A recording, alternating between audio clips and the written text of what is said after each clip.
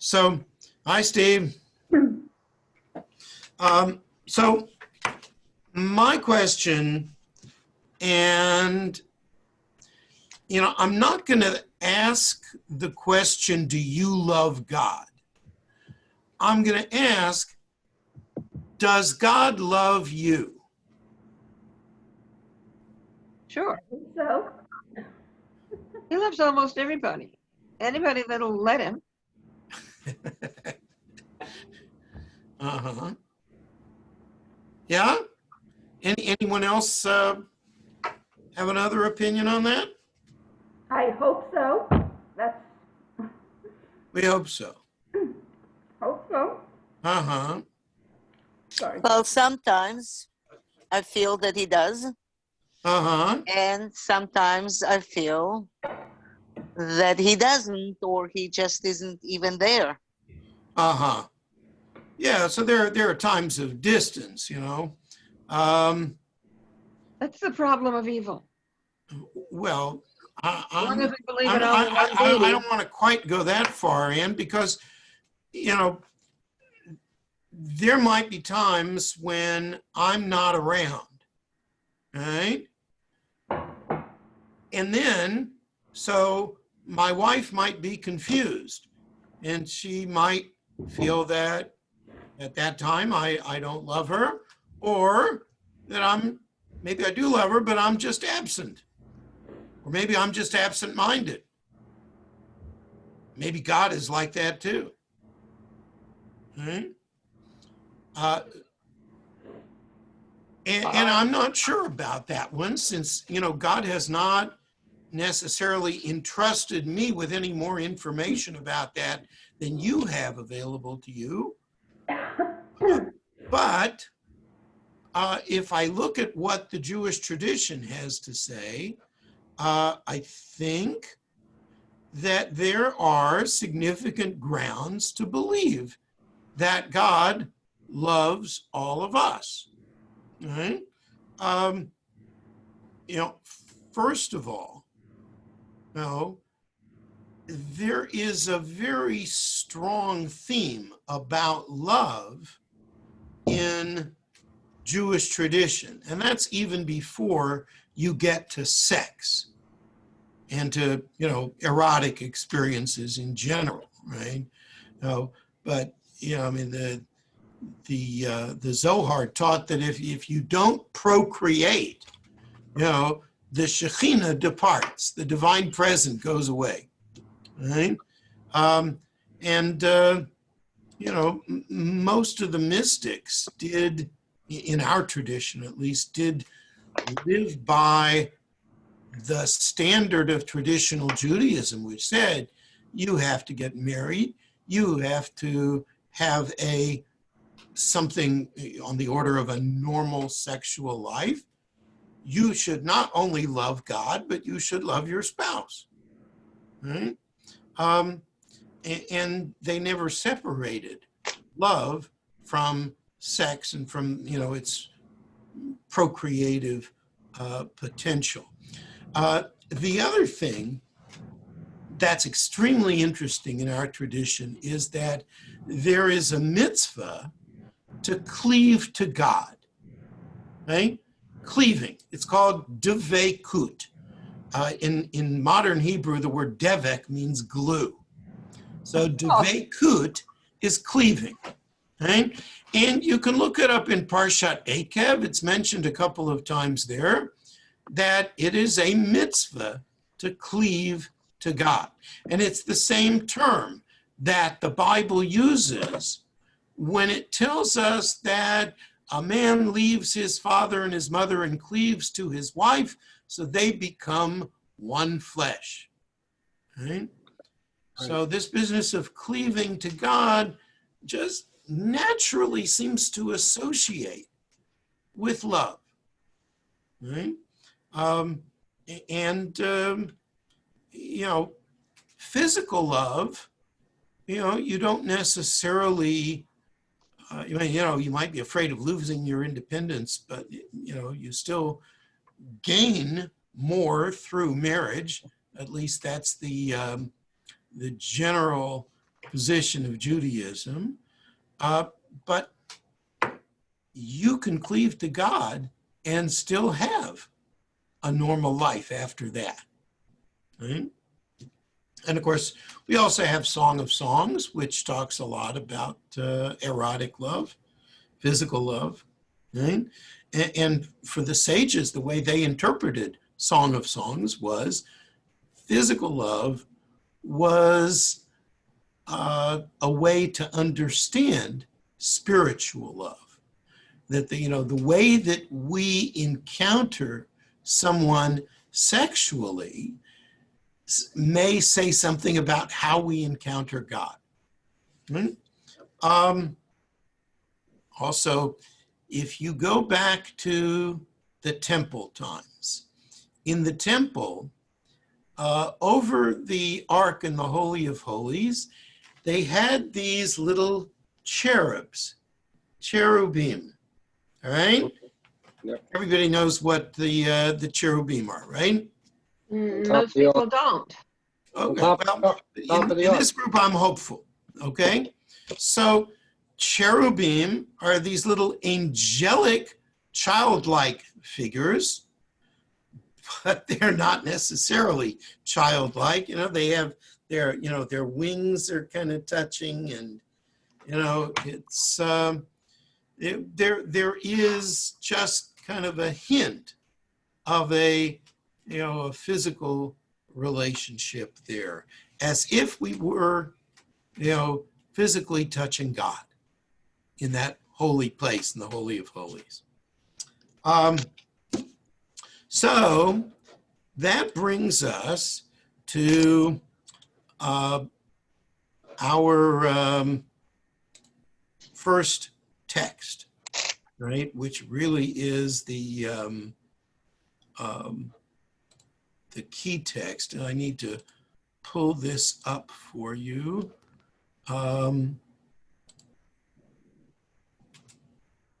Okay, so let's go back to share screen and pull up the texts.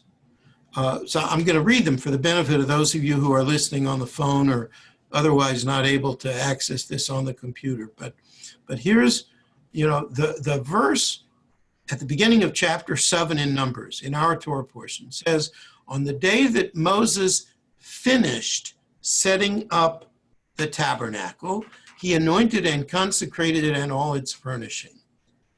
Right? And the strange thing about this verse is the word kalot, which means finished. Now, in our Chumashim and in our Torah scrolls, the word kalot, meaning finished, has a vav, right? But 1,000 years ago, before they had printing presses, not everybody had the same text. And so Rashi, the greatest of all the biblical commentators, probably had a text without the vav in the word kalot. And so he said, yes, you can read it kalot, but you can also read it kalat, bride of, which suggests that on the day of the setting up of the tabernacle, Israel was like a bride entering under the wedding canopy. Right? So, first of all, aside from the interesting part that the text of the Torah wasn't quite as fixed as we today might like to believe that it is. 1,000 years ago, some people were not so sure about certain details. Right? But leaving all that aside, there is this particular rereading of Scripture that suggests that Israel is like God's bride. Right. Well, how do y'all feel about that? That's great. I've read that before, and I think that's accurate. Uh-huh. I think the Israelites were married to God at Mount Sinai. So Sinai is the marriage, and Yes. God and Israel are now partners. Right? Yes. Is there anyone in this group who feels just a shade uncomfortable with the idea of Israel as the bride of God? The men might mind. Seems a little strange to me. A little strange to you, Daniel? No, Dell. Adele, sorry. Yeah. It doesn't bother. This is Daniel. Yeah. It doesn't bother me because of the sexual connotation at all. But God is this may be what Anna was saying. Is God is seen as a male and Israel as a female. For that time period meant a lot of things that I don't necessarily care for in the relationship. So yeah, there is this notion of Israel being feminized. Right? Somebody wrote a whole book about that. He called it God's phallus. You're talking about Howard. Whose book is that? Howard Schwartz? Yeah. Yeah. Yeah. Yeah, I wasn't actually going to mention that, but okay. Thank you for bringing that in, Ann. No, I don't go along with his whole premise, but I can see where somebody might. Yeah.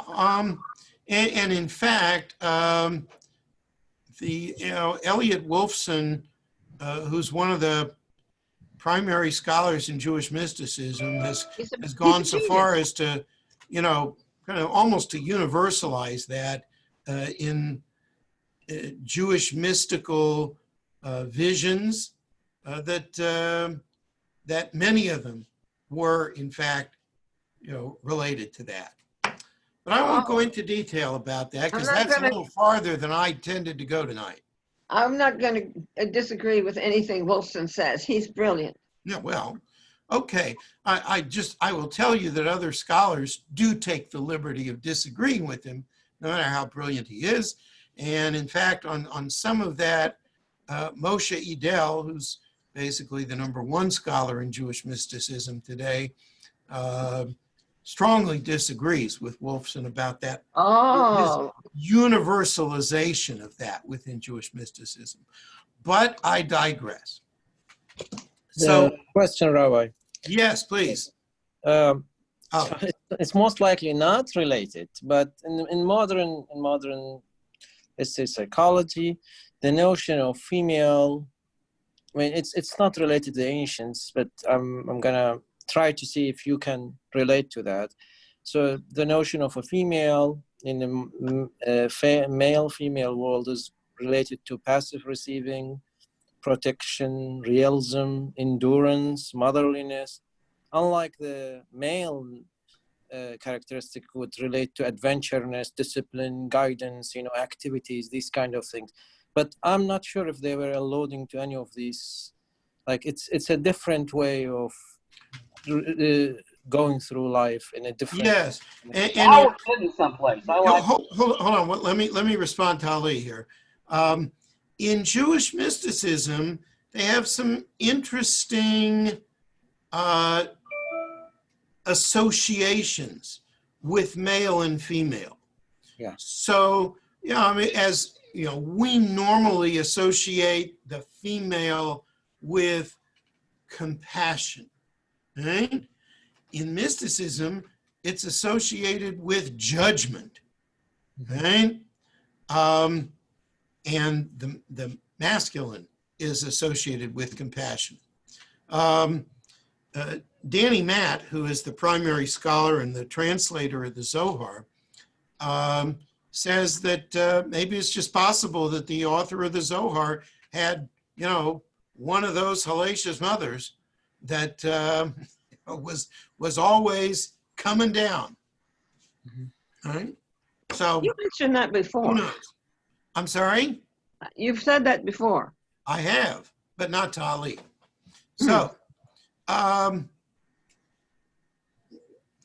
yeah, someone else wanted to make a comment a moment ago.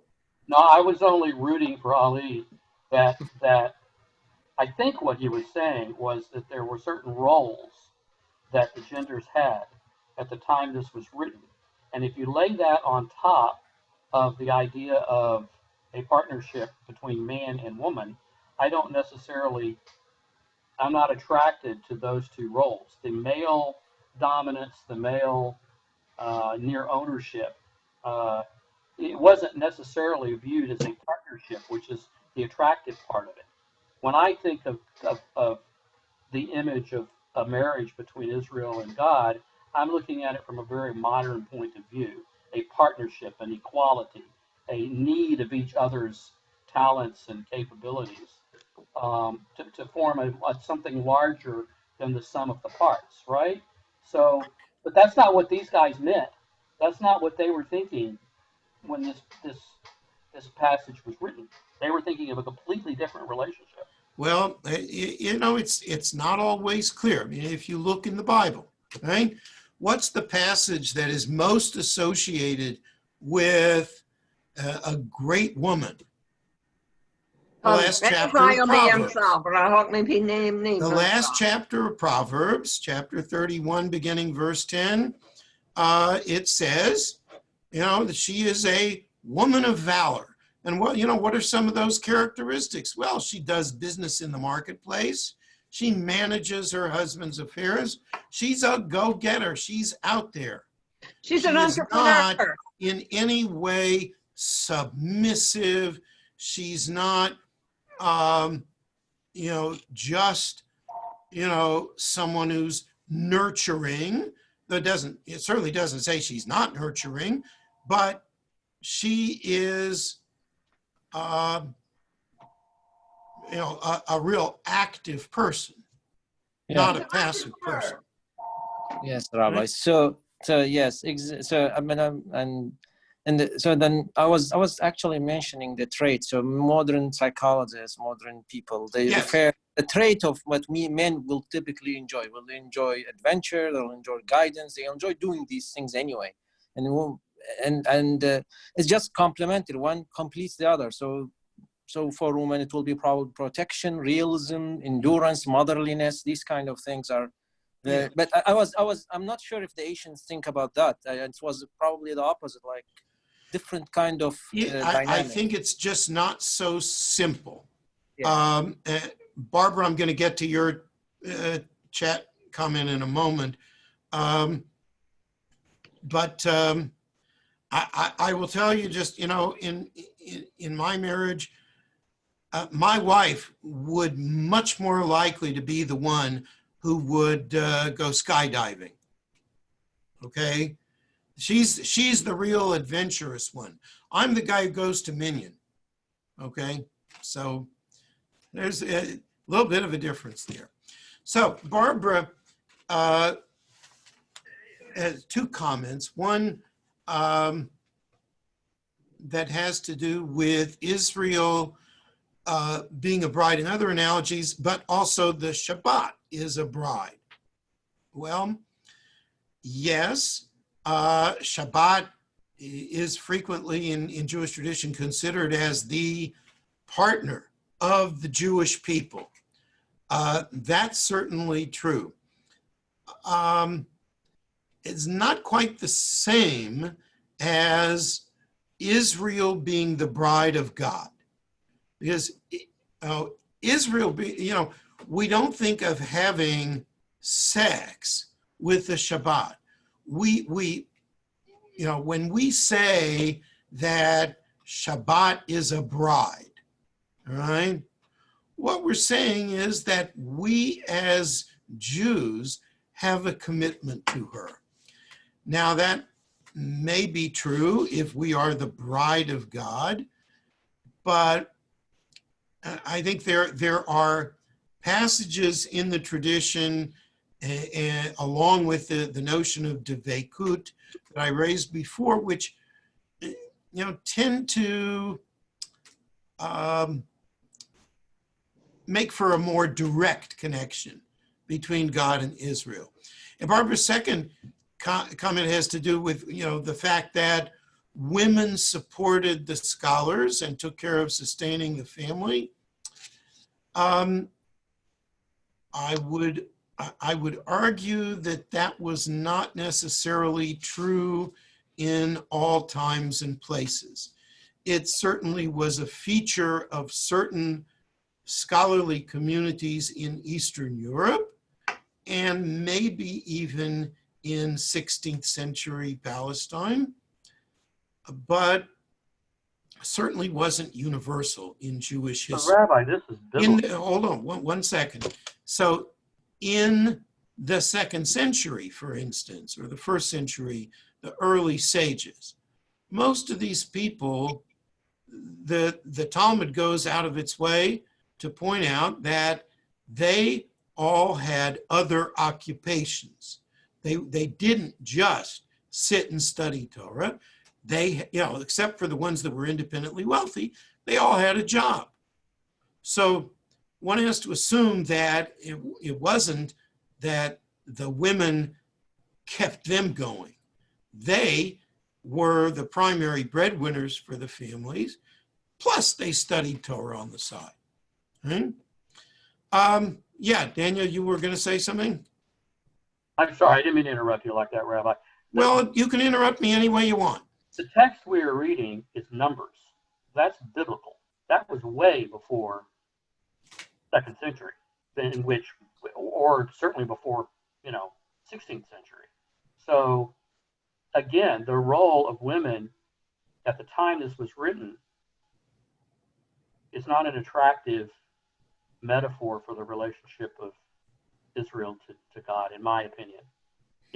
I think it's a good metaphor, but from a modern sense, not from when it was. I'm just not sure we know enough about the role of women in the book of Numbers, other than Miriam, who is featured there, to be able to make a very broad statement about that.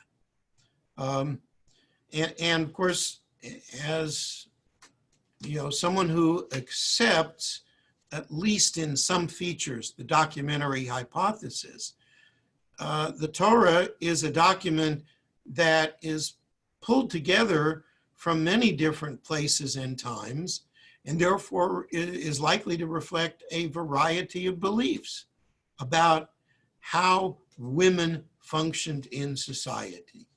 Of course, one other question is, how much were women a part of society when they were, during their menstrual period, right?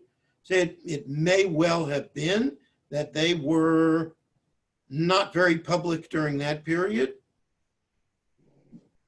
and highly public at other periods, but we just don't know enough to say for sure. Okay? Other comments or questions before we go on to the next text?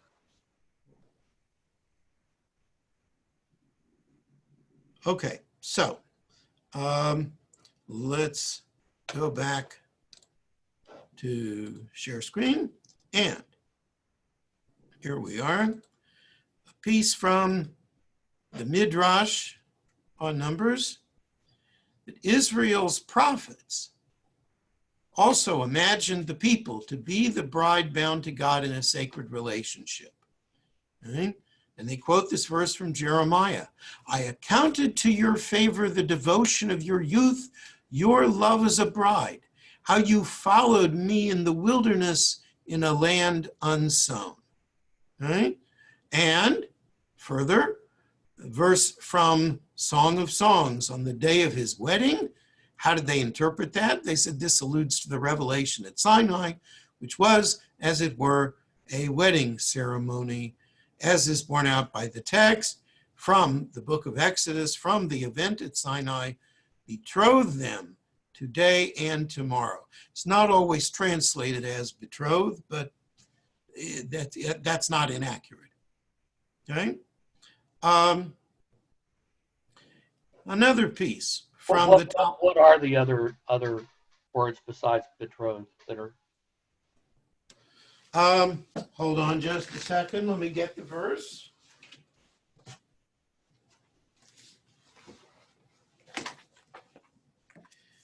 The nice thing about my office, everything is just a few feet away. So the whole verse reads as follows. God said to Moses, go to the people, warn them. Wait,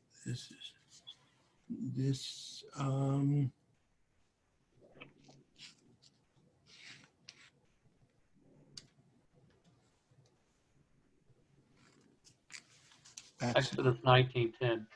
Yeah, I think I may have put the wrong verse. Well, that's all right. I don't mean to distract you. No, because I really would like to get this right. Would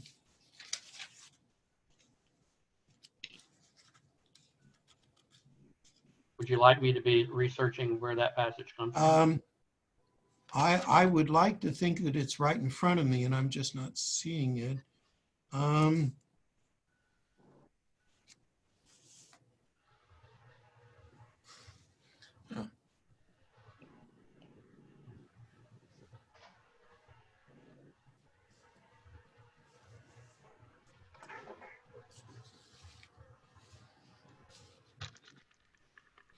I'll come back to that.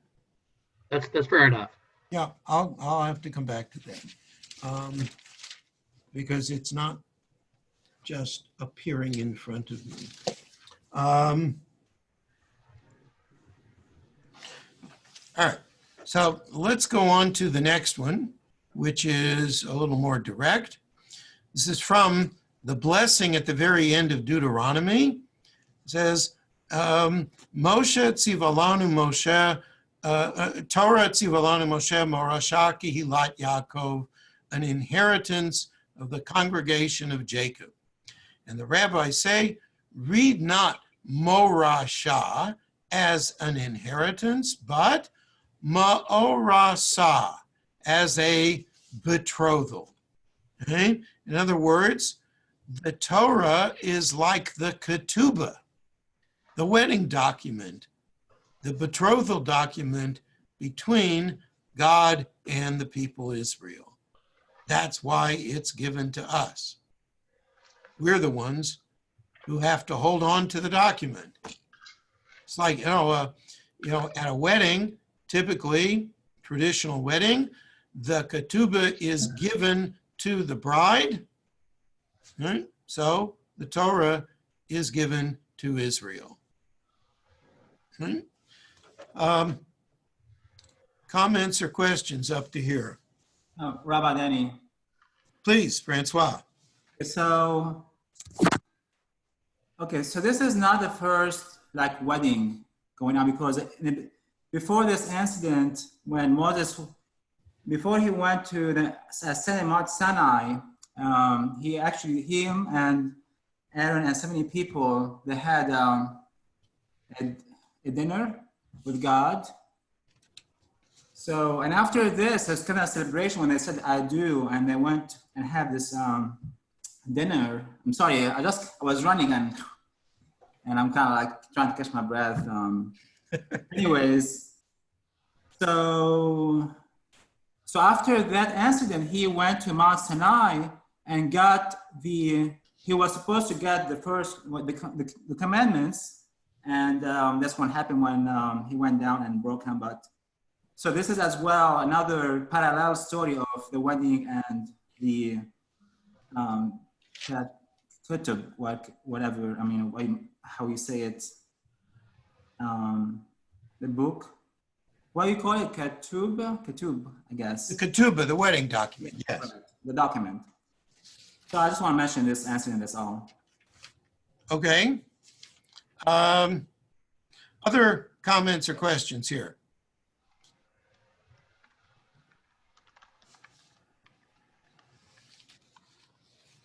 Okay, so let's go back and see the next text. All right. From the Midrash Rabbah on Shemot, in Exodus. Just as a bride is adorned with 24 different kinds of ornaments, I guess there must have been a time and place when that was pretty standard. So a Torah scholar must be proficient in the 24 books of the Bible. Just as a bride keeps herself modestly secluded and only reveals her face when she is about to enter under the chuppah, so must a Torah scholar be as retiring as this bride, but be renowned for his good deeds, just as this bride makes herself known. Right? So, first of all, if you count the books of the Bible, you have to count them in just a certain way in order to get to 24. Counts all the 12 minor prophets as one. That helps. Kings, which is 2 books, is really 1. Samuel, which is 2 books, is 1, and so on and so forth. So you get down to 24, right? And a scholar has to know them because that's part of living in relationship with God. Right? Living in relationship with God means you are conversant in God's teachings. Right? And secondly, a bride is modest. Right? So the scholar also must be modest, but also renowned for good deeds, just like the bride. Right? So here you have yet another parallel, more directly related to a Torah scholar, but the Torah scholar is like the bride. Bride, the scholar lives in relationship with God just as the bride with her husband. Right? Comments or questions up to here?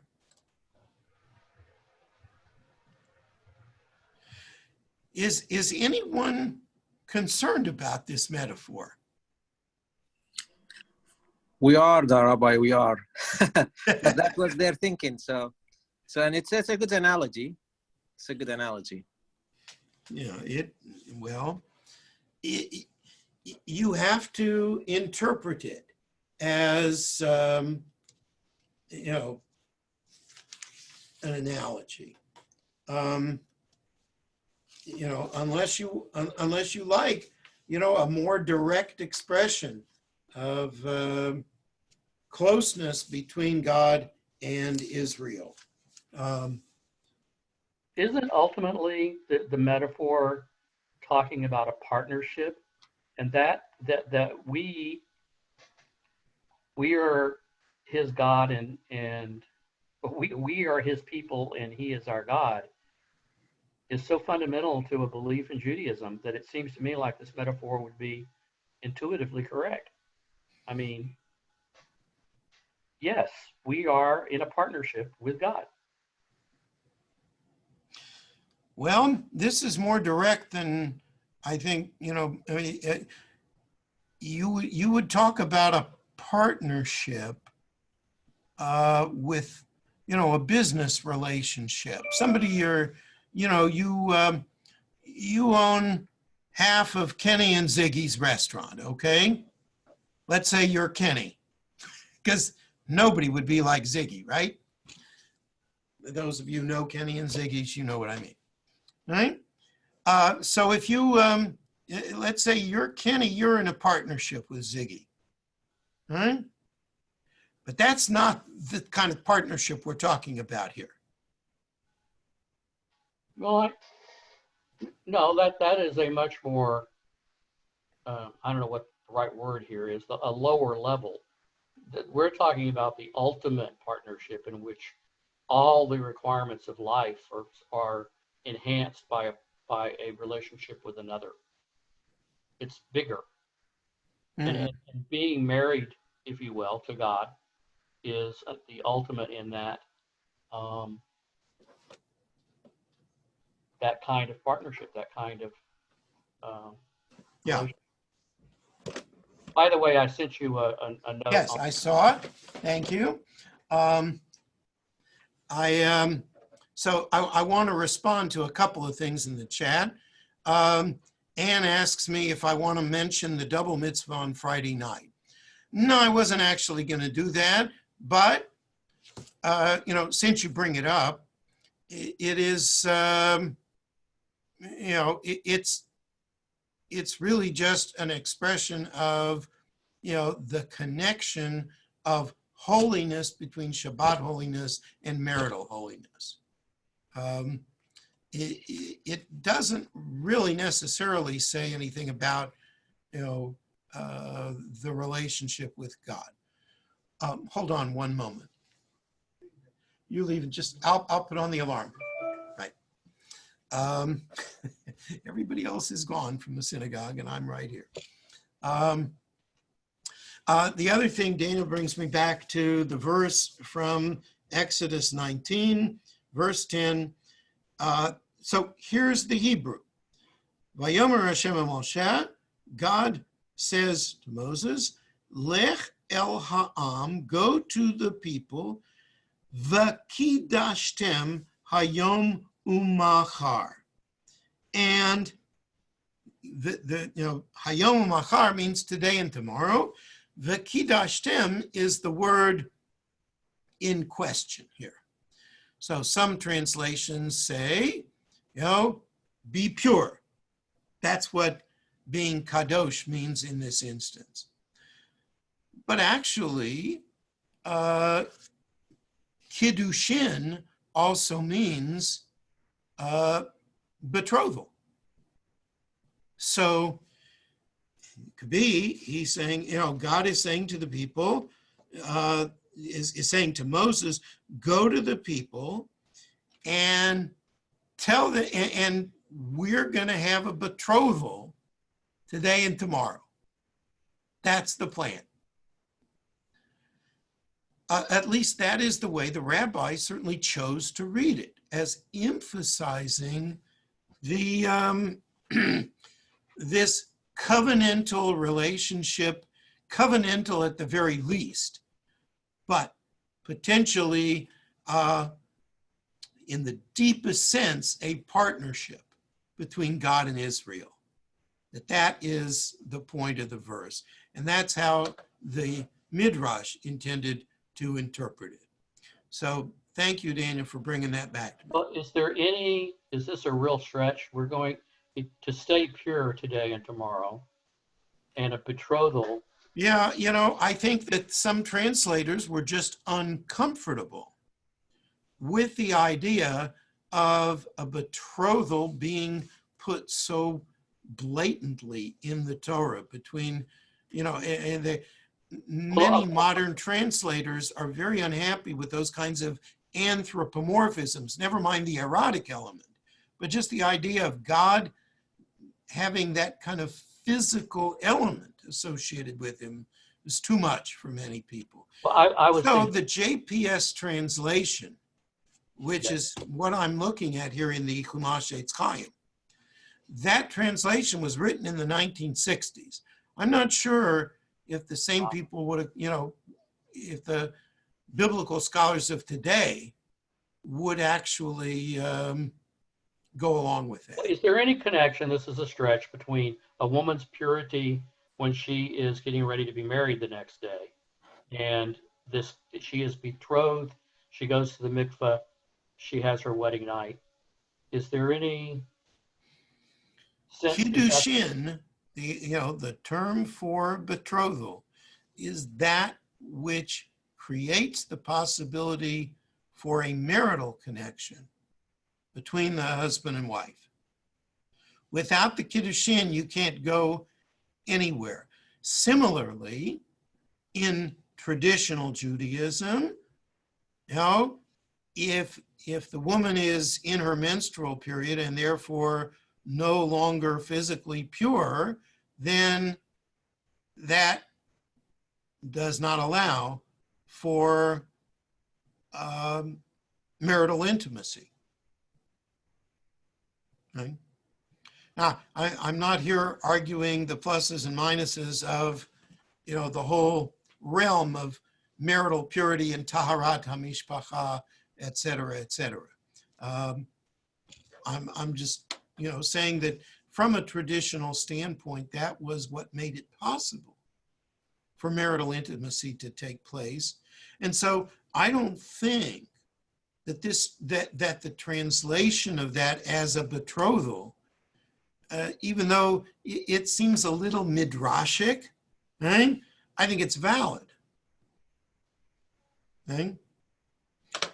Okay, so let's go back and look at a couple of more texts. Okay, so following on this, my teacher, Rabbi Byron Sherwin of Chicago, wrote, at Sinai, the Torah, the marriage contract between God and Israel, was presented. Some read it and hear its melody of love. Others, however, see only law, but remain deaf to its message of love.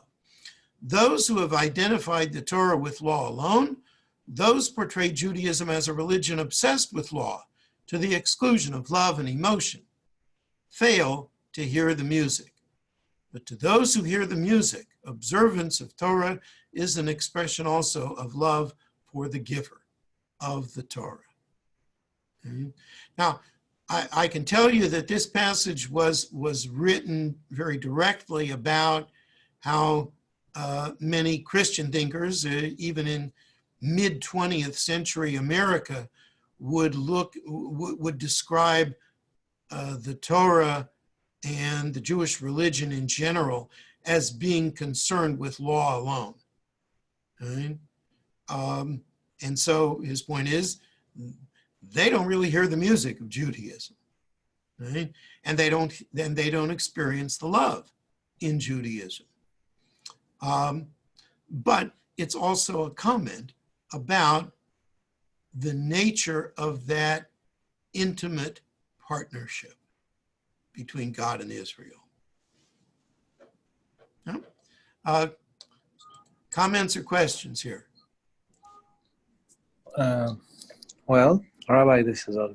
So, yes, you can have love and you can have laws too, and that's what makes it a brilliant part of Judaism.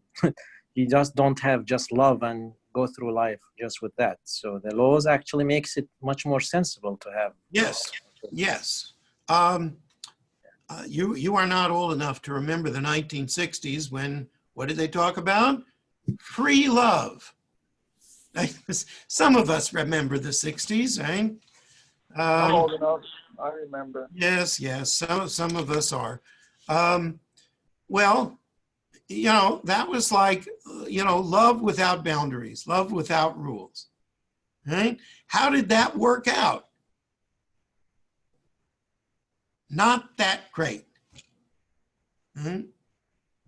Most people who tried free love found that in the end, it really didn't build relationships, didn't build partnerships. So, yeah, you have to have both together. Other comments or questions before we go on? Rabbi? Yes, please, Stephen. I hear all this as a metaphor, okay, that if you use erotic or sexual... Stephen, can you speak up just a bit? Okay, I'm sorry. I hear all of this as a metaphor of God's love and relationship with the Jewish people. And I think the erotic and sexual and marriage metaphors are probably the most powerful kind of expression to describe it. God continually forgave, continually pursued the people of Israel when he should have divorced them many, many times. you know, but Poo, poo, poo. yeah, but he kept, you know, the passion, let's say, that God pursued Israel in spite of Israel's shortcomings reminds me of the passion that a young man may pursue a woman that he is in love with and hopes to marry. The other metaphor about marriage is when you do marry and you create a partnership, it really is more than a partnership. You create something that didn't exist before. You marry, you have children, you create a family, and that family didn't exist before that marriage. Okay, so I think that the metaphor of marriage between God, the union between God and the people of Israel, creates something that takes both people, takes not both people, but takes God on one hand and the Jewish people on the other hand, to create something that didn't exist before that union and could not exist before that union. And could you describe what that is created by that union? Well, I'm not sure I can exactly describe it, but it's something that didn't exist before. It's it's all of the mitzvah, it's all of the commandments. It's the whole of Jewish culture. The whole of Jewish life, but even more than just Jewish life, the Jewish values that have become, for many people, universal values. But it took the partnership. But so I think the marriage is a metaphor. If you think of all the kinds of partnerships that can exist in the world, you mentioned Kenny and Ziggy. I think that marriage illustrates that kind of emotional passion and dedication. And I don't think there's really another metaphor that I can think of that has that same strength and that same passion, that same emotion, that when I read the Torah, I every time I hear and feel. That was very well said. It is well said, and thank you, Steve. At the same time, that metaphor, I would argue, goes even farther than what you've said. It's very daring to frame it in those terms. Right? To suggest that there is a marital partnership. The word covenant, I understand, okay? Covenant, but covenant, it's almost like a legal arrangement, right? This is something more than that. And yes, what have we created out of it? We've created an entire religion, a whole culture of things associated with that religion, and that bring Jews from different places together. I won't say that it brings all Jews together because, Jews come from different cultures. But the relationship has many different manifestations that are extremely powerful. And one of those, within the Jewish mystical tradition, was this notion of devekut, of actually cleaving to God, which makes the metaphor even stronger than everything that you very accurately described. So that's just, to strengthen the metaphor, right? Other comments or questions here? All right, let's go back to the next text, right? And here also, you get, I think, a little bit of a stretch in the formulation of this metaphor. From this midrashic work, Psikta de Rav Kahana. a king had a young daughter, as long as she was a small child, the king would converse with her wherever he might find her. Once she became an adolescent, the king decided it was dishonorable to speak with her in public. Instead, he ordered the erection of a pavilion for the purpose of talking with his daughter. Similarly, when Israel was still in its infancy, it beheld God's presence in Egypt, at the Sea of Reeds, and at Mount Sinai. But once it had received the Torah and reached the status of God's chosen nation, God deemed that to continue to address it in public was unbecoming. With maturity, intimacy was to be expressed circumspectly. I'm not even sure circumspectly is a word, but that's, you know what it means. Hence, God ordered the building of the tabernacle in order to communicate with Moses from within, as we see at the very end of our Torah reading for this week.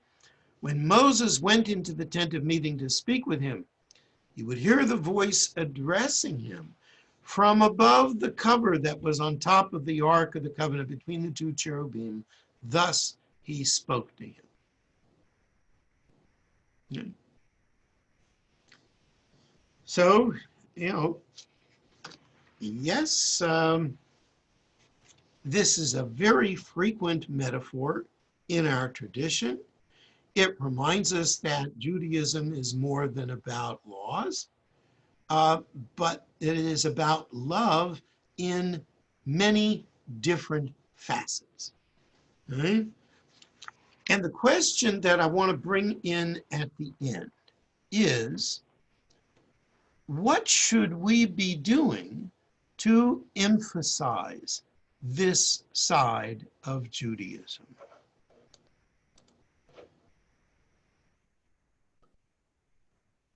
What should we be doing to emphasize this side of Judaism?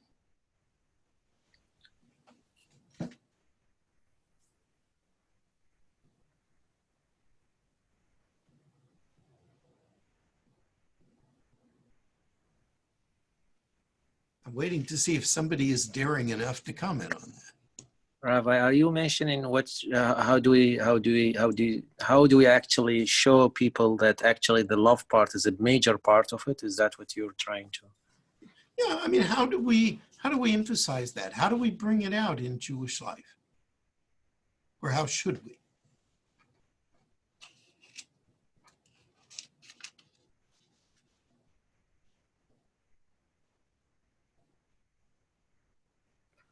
Well, we can bring it in many ways, but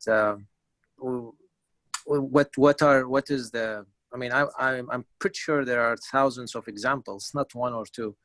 But what are the ways that we can show other people? I think other people also need to be interested in what we're trying to show them. So if they already made their mind, it's just about laws. How can someone talk about that? It's hard to somebody who already decided. Yeah. Well, I think most Jews deep down know that even if they describe it as a religion of law, they know that the Torah is made of much more than laws. How many laws do you have in the book of Genesis? Right? Not so many. Not very many at all. Right? But and maybe that in itself is one of the things that we have to continually teach, which is, how often that connection is important in Judaism. Right? I think very often we don't think about connecting with God when we come to the synagogue. Right? It's like the old joke about, Schwartz comes to talk to God, I come to talk to Schwartz. Right? And a lot of us, honestly, we come to talk to Schwartz. We come to be with our friends and to be part of a Jewish group. And the part about God is secondary. Right? But if it's a covenant, then maybe we need to be promoting that more. I have a question. What you wrote to me, and I agree. Yeah, Daniel. I'll make it a real short question. What would Heschel say about this entire metaphor of bridegroom, sexual overtones, etc.? I think Heschel would say that it's part and parcel of what it means to be Jewish, and that we are missing something if we don't include it and make a place for it somehow. We may not make it in, the literal sense, Israel as bride, right? You may not make it, so maybe you don't fulfill the mitzvah of devekut, of cleaving to God. That's a tough one, right? That's a little harder than lighting Shabbat candles, right? And yet, there are a lot of people who, when they light Shabbat candles, that's probably the moment when they are most cleaving to God. Okay? Yeah, in many cases, I really like Yedid Nefesh, which is also. Yeah, and by the way, I think that Yedid Nefesh is really one of the most beautiful and powerful hymns that we have in the Siddur, expressing the love between God and the Jewish people. Written by one of the mystics of Tzfat, and it's very powerful. So why don't we sing it more often? You're on the chapel committee, Steve, so let me suggest that you try and put that one through. Actually, we do sing it when we have, when we had the Korina service. Right. We would include it then. And the people who came for those services, I think they liked it. Okay? I'm not sure everybody understood what it meant, but I think people liked it. And those who understand what it means, or who just read it in the English and follow it, it is very powerful. It's a beautiful hymn too. Very poetic, and the typical tune used for it in traditional synagogues, it's very fitting. Okay. Other comments? Rabbi? Yes, please, Del. I have a real problem with Israel being God's wife. And it goes back to Genesis chapter 2, verse 24. And my Humash reads, "Therefore a man shall leave his father and his mother and cling to his wife, and they shall become one flesh." Which means if Israel is God's wife, then Israel is in effect God's. Yes. So, Del, you've hit on a problem. I can't solve the problem for you, because I think that in Judaism there is this tension between a more philosophic understanding of God, or what Steve called a metaphorical understanding of this relationship, and on the other hand, the more mystical side, which brings in the depth of that relationship in an emotional and even a physical way. I can't resolve the problem for you, because I think it's inherent in religion, and certainly in Jewish tradition. Because anytime you try to read one camp out of the Jewish people, whether it's the more philosophical inclined people or the more mystically inclined, you do a disservice to the Jewish people. I could rip Yedid Nefesh out of the Siddur. What good would that do? So I would have one less way to connect with people who deeply desire that kind of intimate connection with God. Rabbi, what I'm saying is it basically means that all Israelites are gods. And I don't mean possessive, I mean little g gods. Well, I don't know, in pagan myth, you could be a human being and marry God. Rabbi? This is a little different, I understand. I can't solve the problem, and I'm certainly not going to solve it after an hour of discussing it.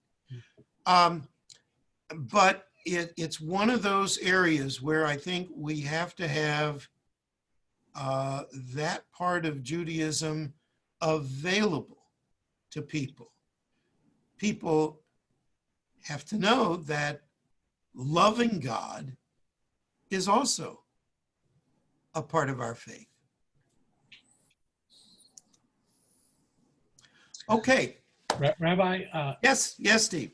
If you don't mind, I straddle a weird situation of, on the one hand, being a psychoanalyst with a certain kind of training and thinking, and then the other being Jewish. For what it's worth, I don't want to start a new discussion, but go right ahead. In psychoanalytic theory, and this may support the sort of passion and eroticism that you're talking about, the feeling is that the love of God is the remnant of the child's sexual love of parents and father that becomes desexualized. The sexual component gets repressed, but the passion continues, but the child is no longer aware that there's a sexual component of it. And I find it very interesting that the sages focused on the sexual component that, again, we as psychoanalysts feel is a very strong component of the love of God. Yes. But Steve, you know that there's a psalm, and it's also, the words are also in Deuteronomy. There's a psalm that says, Tfilah l'Moshe ish ha-Elohim. This guy says, Moses, as usually translated as the man of God, but ish can also mean husband. That's right. Right? So there you are. I mean, it's, there may be some degree of unfulfilled longing that is associated with the love of God in religion. I would like to think it's a little more than that too, but I'm willing to bring in all sorts of things into this. What I'm not willing to do is to have it completely read out. Okay. Thank you all very much. You all have a pleasant evening and Shabbat Shalom. See you next time. Stephen. Laila Tov. Thank you, Rabbi. Laila Tov. Yes. Are you a Freudian? Do you consider yourselves Freudian? Well, I'm very eclectic. Most analysts who are trained in the United States, American